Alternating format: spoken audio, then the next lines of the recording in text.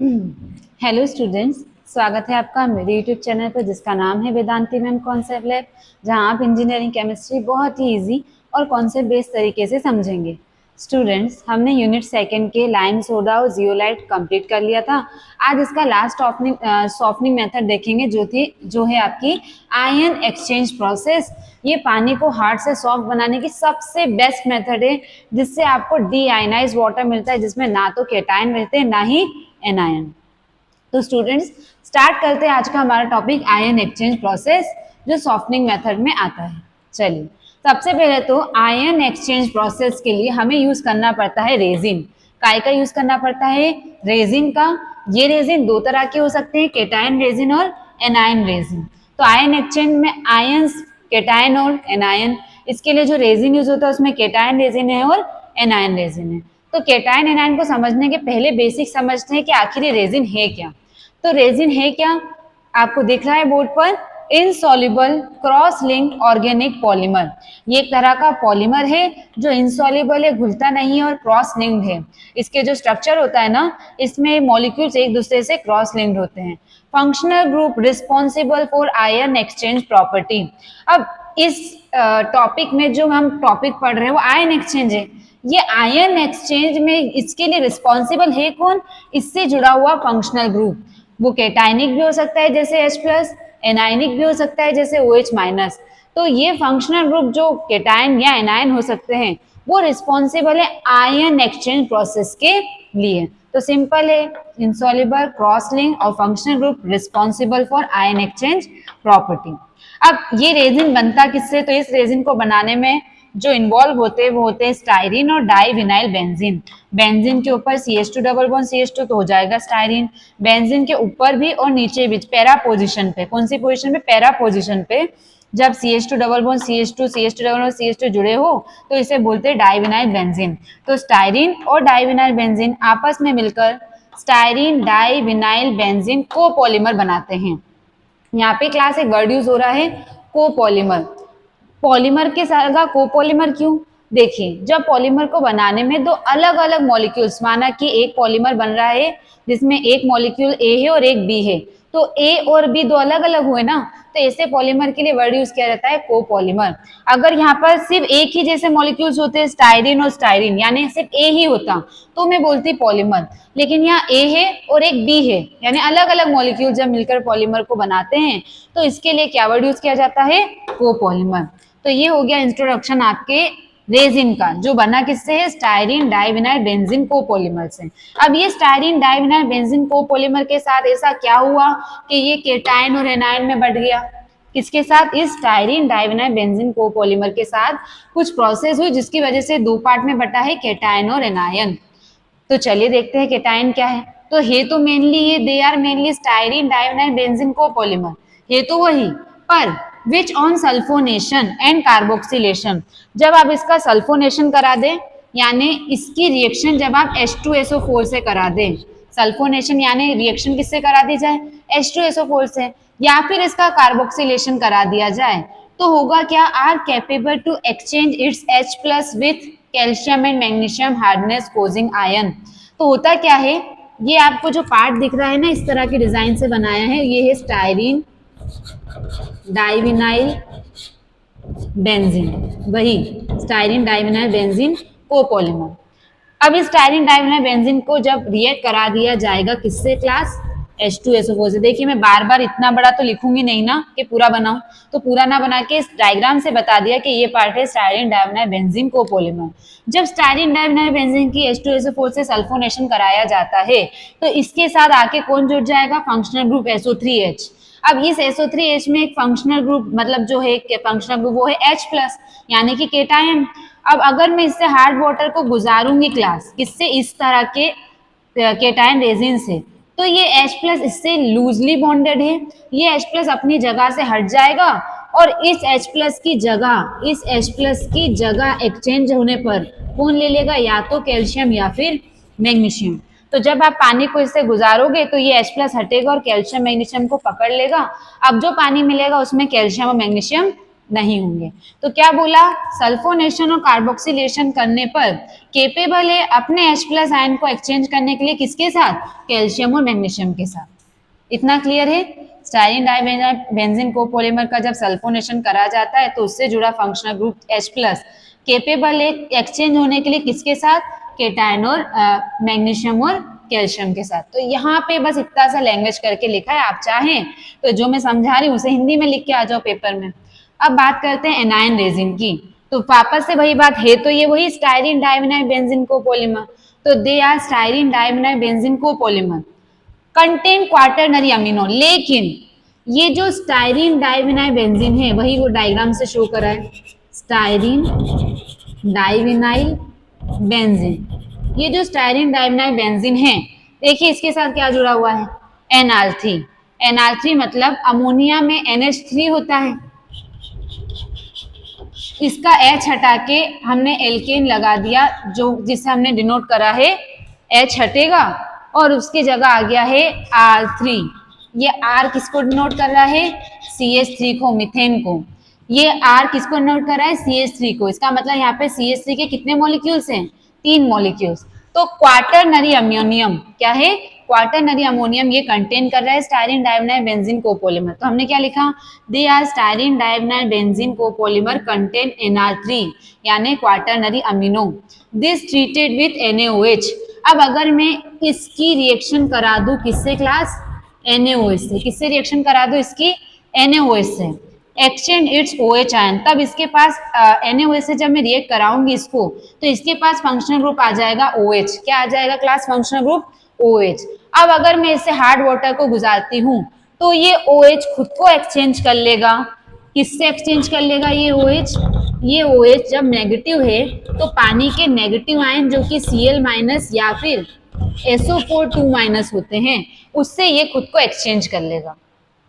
देखिए OH आ जाएगा, जब मैं इसको NaOH के साथ ट्रीट करूंगी, अब ये क्या करेगा, NaOH become capable to exchange its OH ion with chloride and sulphate hardness causing anion, यानी Cl और SO4 2- जो हार्डनेस कोजिंग एनायन है उससे खुद को हटा देगा और उसकी जगह कौन ले लेगा, क्लोराइड या फिर सल्फेट। तो इस तरह से केटायन एक्सचेंज रेजिन में कौन फंक्शनल ग्रुप है, H+। एनायन एक्सचेंज रेजिन में कौन फंक्शनल ग्रुप है, OH-। ठीक है, H+ किससे रिप्लेस हो जाता है, तो ये H+ खुद को हटा के कैल्शियम और मैग्नीशियम को उसके जगह पर दे देगा। इसी तरह से OH हटेगा और इसकी जगह Cl और SO4 2- आ जाएंगे। तो इस तरह से अब पानी में ना तो केटायन वाले आयंस रहेंगे ना ही एनायन वाले आयंस रहेंगे। तो क्लियर है स्टूडेंट्स आपको, रेजिन क्या है, केटायन रेजिन क्या होता है और एनायन रेजिन क्या होता है। अब हम देखते हैं आयन एक्सचेंज सॉफ्टनर। आखिर ये आयन एक्सचेंज सॉफ्टनर जो हम ये पढ़ रहे हैं, इसे हम सॉफ्टनर में कैसे लगाते हैं और ये कैसे हमारे हार्ड वाटर को डीआयनाइज्ड वाटर में चेंज करता है, अब हम इसे एक डायग्राम से इजीली समझेंगे। आप इस इंट्रोडक्शन को केयरफुली नोट डाउन कर लीजिए, बहुत अच्छे नोट्स है और इजी नोट्स हैं, इसे नोट डाउन कर लीजिए। फिर हम बात करते हैं सॉफ्टनर की।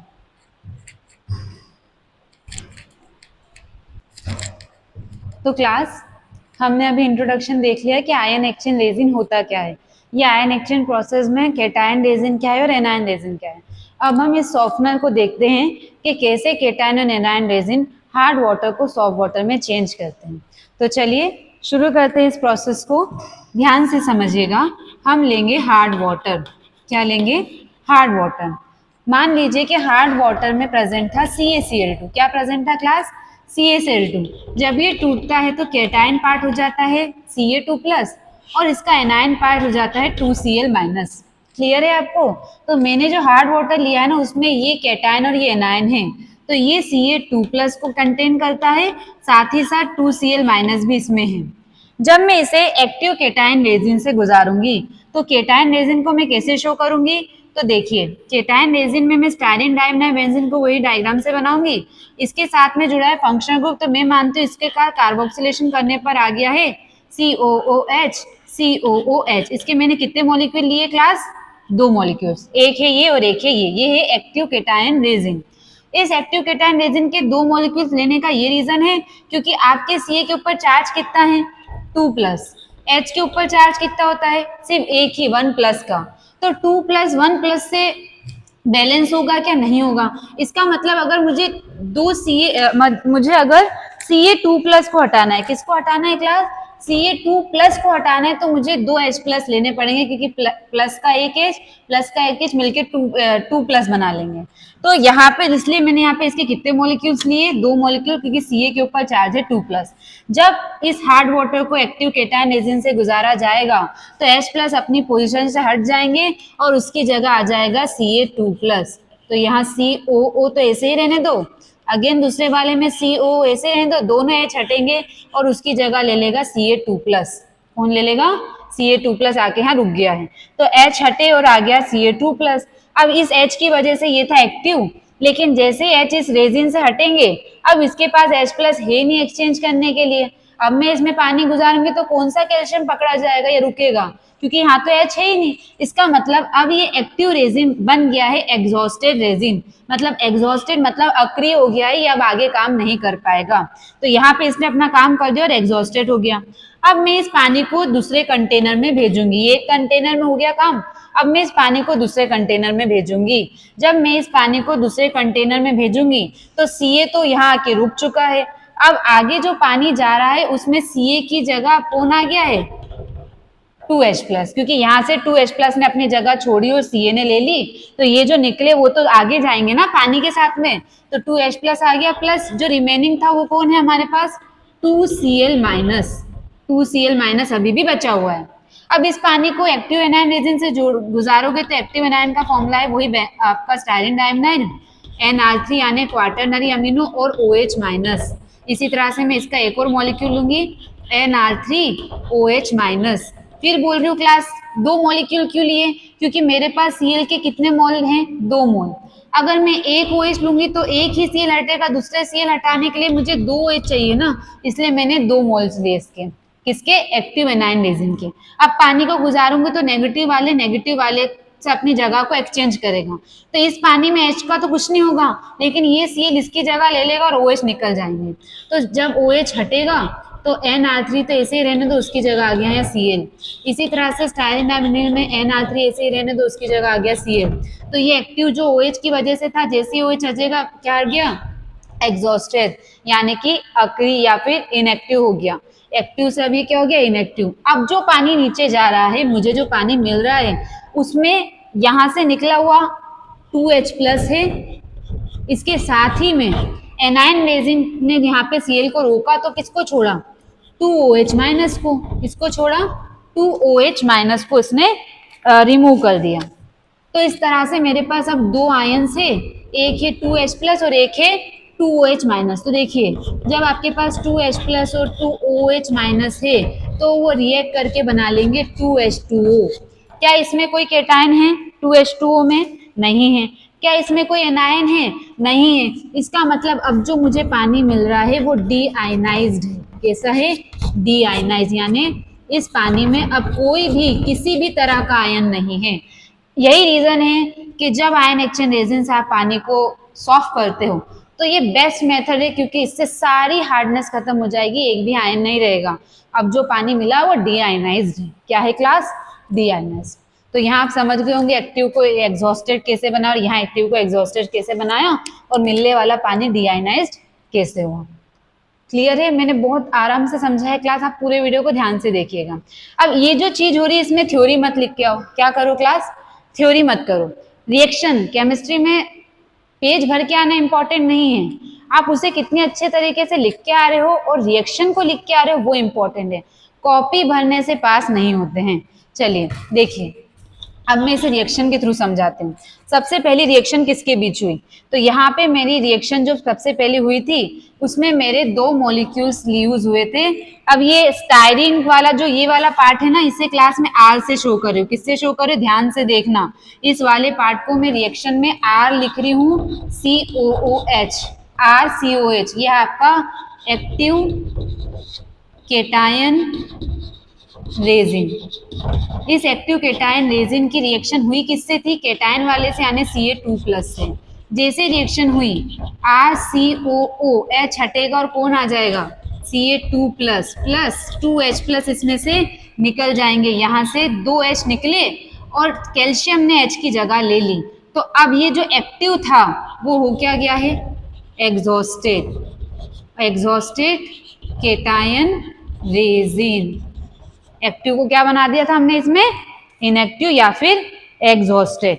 इतना क्लियर है क्लास। सेकेंड रिएक्शन, यहां से काम हो गया इतना, अब इस वाले पार्ट का काम दिखाते हैं। तो अब हमने यहाँ पर एक्टिव केटायन लिया, तो यहाँ पर क्या लूंगी मैं, एक्टिव एनायन, जिसमें मैं इस वाले पार्ट को फिर से आर लिख देती हूँ। तो ये आर स्टायरीन डाइमिथाइल बेंजीन का, NR3 आपके नॉर्मल इक्वेशन का, और फंक्शनल ग्रुप आपका OH। ये है आपका एक्टिव एनायन रेजिन। इस एक्टिव एनायन रेजिन की पानी में प्रेजेंट एनायन से रिएक्शन हुई थी, तो जो क्या था, 2Cl- था। रिएक्शन करने पर आपके पास जो प्रोडक्ट मिला वो हो गया RnR3, ऐसे ही रहेगा। उसके OH की जगह ले लेगा क्लोरीन। कौन ले लेगा, क्लोरीन, और OH पानी में से निकल जाएगा बाय प्रोडक्ट के तौर पर। तो ये अब एक्टिव ना रह के क्या हो गया है, एग्जॉस्टेड, अब काम का नहीं है, exhausted anion resin, exhausted anion resin, exhausted, ठीक है, एक्टिव से एग्जॉस्टेड हो गया। लास्ट रिएक्शन, यहाँ का काम पहला स्टेप था, यहाँ का काम दूसरा स्टेप था, और आखिरी काम ये है। तो आखिरी काम में यहाँ पर जो H और यहाँ पर जो 2 OH बने हैं, 2H प्लस 2 OH माइनस, ये आपस में रिएक्ट करके बना लेंगे 2H2O, यानी कि एक ऐसा पानी जिसमें कोई भी आयन नहीं है, डी आयनाइज्ड वाटर, एक ऐसा पानी जिसमें किसी भी तरह के आयंस नहीं है, जिसका यूज आप केमिकल्स बनाने में भी कर सकते हैं। अदर कोई भी एक्टिविटी जिसमें आपकी रिएक्शन चाहते किसी से ना हो, तो ऐसे पानी में कोई आयन नहीं है ना, तो किसी से रिएक्ट नहीं करेगा। इसलिए इस वाटर का यूज कई तरह के केमिकल्स को बनाने में भी किया जाता है। तो क्लास यहाँ पे क्लियर है आपके तीनों रिएक्शन। इस डायग्राम में जो चीजें हो रही है उसे मैंने थ्योरी से नहीं समझाया कि हमने पूरी लिख दिए क्या क्या क्या हो रहा है, पूरा मतलब थ्योरी करके लिख दिया, एक पेज भर दिया, नहीं, हमने ये जितना भी कुछ हो रहा था उसे सिर्फ 3 रिएक्शन से समझा दिया है और कुछ नहीं कर रहा है। आपकी ये 3 रिएक्शन देखकर ही एग्जाम में समझ जाएगा कि आपको इस प्रोसेस की बहुत अच्छी समझ है। अब यहाँ तक काम हो गया, तो लास्ट काम ले लेते हैं, रीजेनरेशन ऑफ रेजिन। आपने रेजिन को एक्टिव से तो इनएक्टिव कर दिया, एग्जॉस्टेड कर दिया है। आपने रेजिन को जो कि एक्टिव फॉर्म में था उसे आपने एग्जॉस्टेड बना दिया है, तो अब काम आगे कैसे करोगे, तो वापस से एग्जॉस्टेड को एक्टिव बनाना है। तो पहले ले लेते हैं केटायन को, केटायन का करते हैं हम रीजेनरेशन, जिसके लिए हम यूज करेंगे, अब क्योंकि मुझे H लेके आना है तो मैं HCl का यूज करूंगी। काय का यूज करूंगी, डाइल्यूट HCl का। तो देखिए आपका एग्जॉस्टेड का फॉर्मूला क्या है, RCOO, और यहाँ आया है Ca2+, ये एग्जॉस्टेड है, एग्जॉस्टेड केटायन।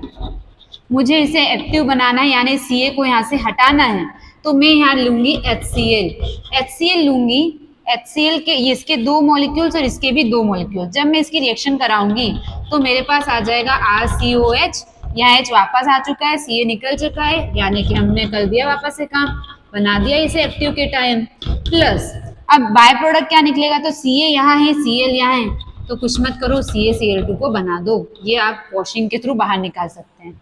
तो ये है आपने रीजनरेशन केटायन का कर दिया, क्योंकि H चाहिए था तो एसिड यूज कर लिया HCl, Ca हटा, H आ गया उसकी जगह वापस से। सेकेंड ले लेते हैं एनायन का, किसका ले लेते हैं, एनायन रीजेनरेशन।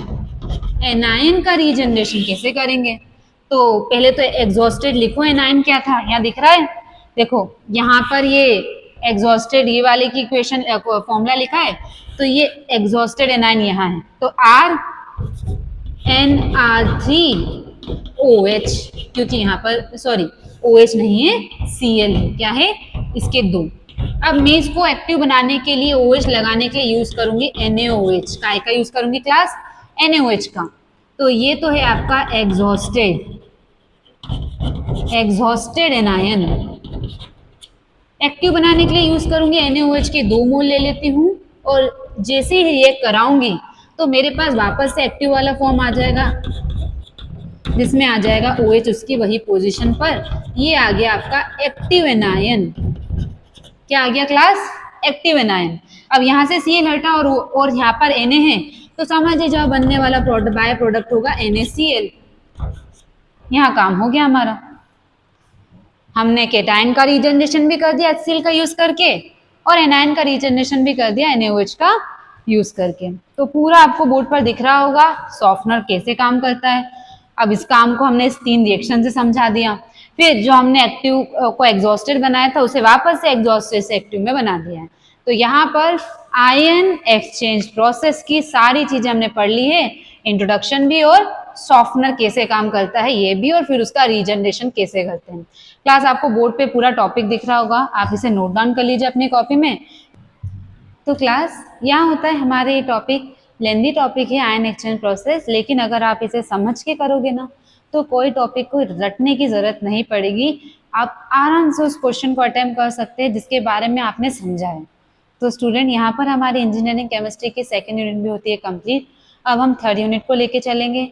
अगर आपको मेरे वीडियो पसंद आए हैं तो वीडियो को लाइक और चैनल को सब्सक्राइब जरूर करिएगा। अब मिलते हैं स्टूडेंट नेक्स्ट टॉपिक के साथ नेक्स्ट वीडियो में।